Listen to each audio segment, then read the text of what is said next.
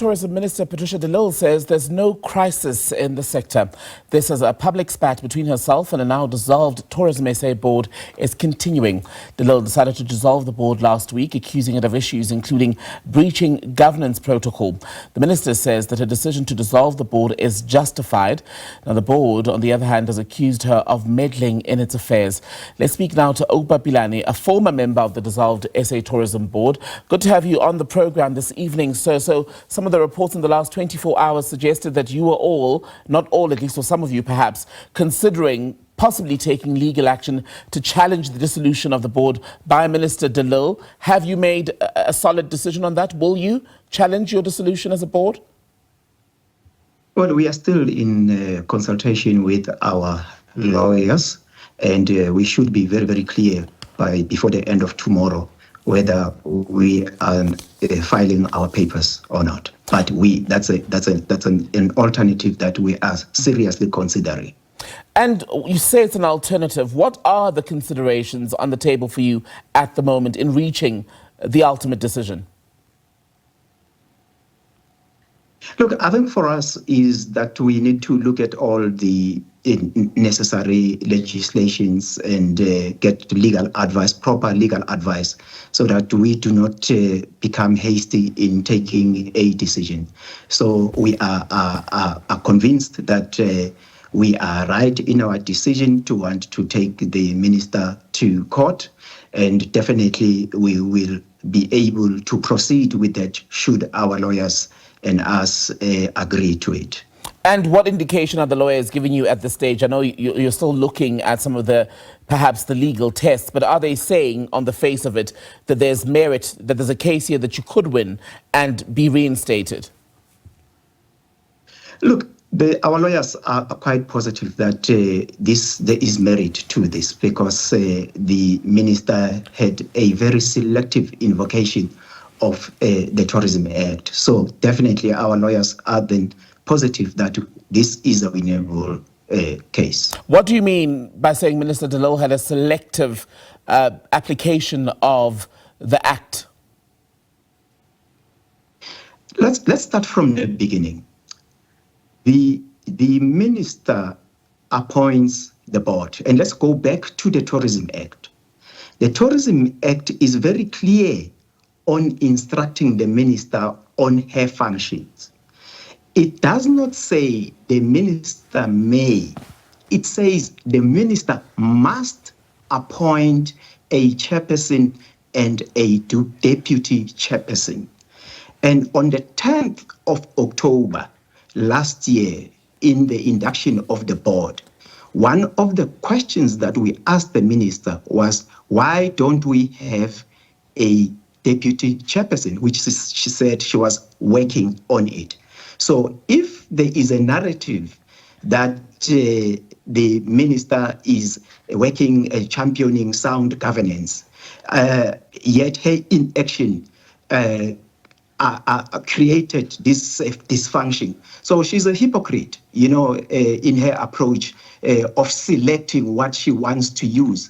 So if there's one person, the failure of the minister to appoint a deputy chairperson when the Act prescribes to her that she must do that. For 9 months, she has failed to do that. So honestly, that's hypocrisy at its best. And now she's coming out with her theatrics, trying to create a smoke screen for her failures. So it is not the board that has created this crisis, it is the minister. Well, the minister, speaking to SABC News in the last 24 hours, in fact, painted, and I'm paraphrasing here, a picture of a board that was, for all intents and purposes, doing as it pleased. Lawson Naidu, she mentioned by name as someone who basically was lying in wait, waiting to fill the role of head or chairperson of this board. Notes would be passed around that the chairperson, who's now former, would then be required or perhaps even instructed or expected to just sign and approve. Is that the picture of what was going on, and when did this breakdown begin? Look, let me be honest. The minister is not telling the truth. One of the things that my grandmother taught me was not to say to older people they are lying. And in this case, the minister must then tell South Africans why is she so hell-bent on telling half the truth. Actually, not even half the truth. Why is she lying to South Africans? Because South Africans need to know what exactly is the issue. The issue here is the minister has dissolved the board based on what she says it's an unlawful governance issue, which we argue that it is not. Okay. And her accusation on Naidu, unfortunately, are not true. She must explain to us what are the reasons that led to the chairperson resigning. It is the very same board that was frustrated by the incapacity of the chairperson to lead the board, that the board finally decided, informed the minister that we have a challenge with the chairperson. And the minister did nothing. And on the 17th of July, the board took a resolution to pass a vote of no confidence.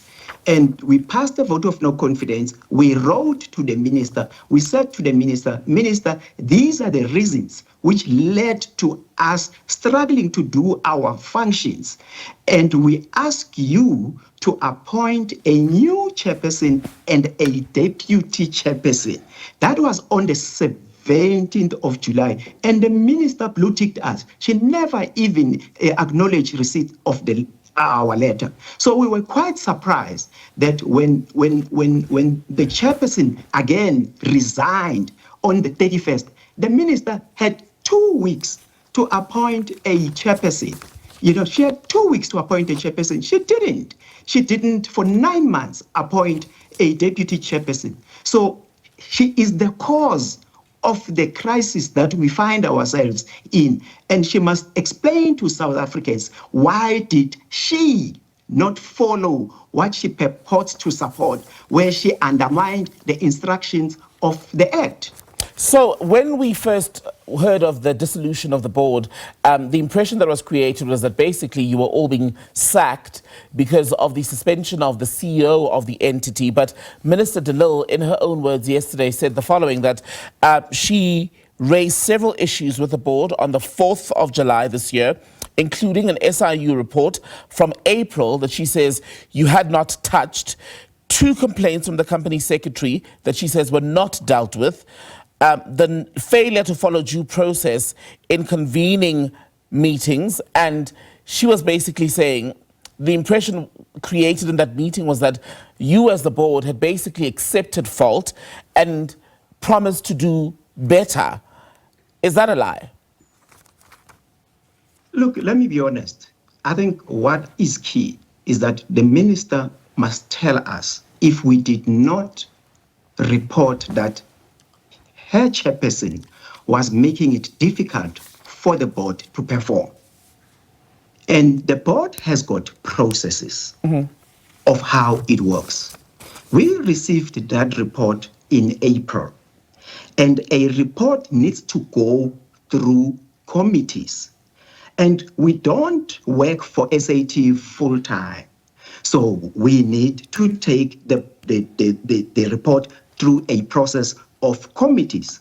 An issue which she raised with us to say that we need to follow governance protocol, and one of the governance protocol is that we must work through committees. Okay. And she fails to mention that. She failed to mention that. And now she comes with these flimsy theatrics in public, which are not true, trying to paint a picture that the board was incompetent when the board was filled with professionals. What about the steps that would have needed to be followed in, for want of a better phrase, processing the report could not be concluded from April to August? I appreciate that you're not there every day as board members, but why could that not be done? And secondly, is it true that you did not act on the complaints, at least 2 complaints from the company secretary, and if so, why? So if you look at, let me start with the second one. If you look at the grievance policy, the grievance policy says the chairperson. So if you write a grievance, it needs to go to the chairperson. So you write to the chairperson. So the chairperson is a leader to that. And on several occasions, we have enough evidence and emails where we emailed the chairperson to say, chairperson, there is a grievance on the table that you need to deal with. And these are some of the issues that we raised when we passed the vote of no confidence to the chairperson with the minister, and the minister chose to do nothing. We said, Minister, we are being frustrated to a point where we are struggling to act on our fiduciary issues here because your chairperson is delegating her duty. And that's why we then ended up passing a vote of no confidence.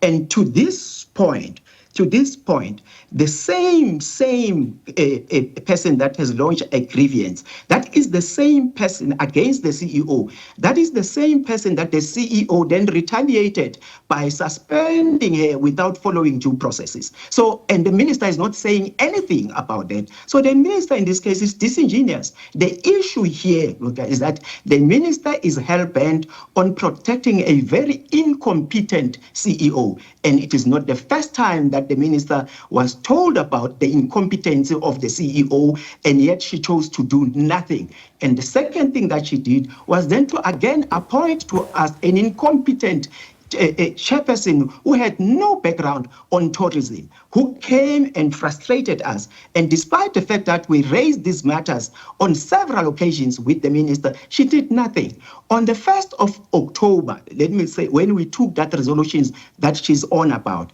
is that we sent her the letter on the same day. She did nothing about it, only when to respond when we suspended the CEO. Only then did she then come back to us to say, why should we not be suspended? It didn't even need her to send us that letter. All she needed to do was to call us into a meeting if she's genuine about dealing with issues of governance, because she is the first person to not follow the governance that she purports to support. She did not follow it from the beginning. She doesn't even understand what a round-robin resolution is, which is from her own act. The act allows the board to take a round-robin resolution. Okay, so if you were to take the legal route, and you were reinstated through, let's say, court order, right? What sort of relationship do you think this board that you were part of and Minister De Lille would have? Because it's very clearly one that has broken down. Look, I think for us here, we are not here to serve Minister De Lille. We are here. Whether we go back or we don't go back is not an issue. We are tourism practitioners, and we will continue to serve the country, whether we are in SAT or not, because at any rate, she found us as tourism practitioners. And at some point, she will leave, and we will continue doing what we do. So we really don't need a personal relationships with the minister to be able to do our fiduciary duties. If we win our case, we will go back to serve the people of South Africa. We are not serving the minister. And this is not about money or position. You know, I mean, we get a flimsy 2,000 rand per city, you know, and this is about the love of what we do to be able to serve the tourism sector and make sure that we grow it to create jobs. That's our concern. Our personal relationship with the minister doesn't really matter to us. We are not there to create friends. Good to talk to you, Oupa Pilane, former member of the now dissolved SA Tourism Board, speaking to us. And we hope that once you guys have decided on whether you will take legal action, you'll come back to the SABC to tell us.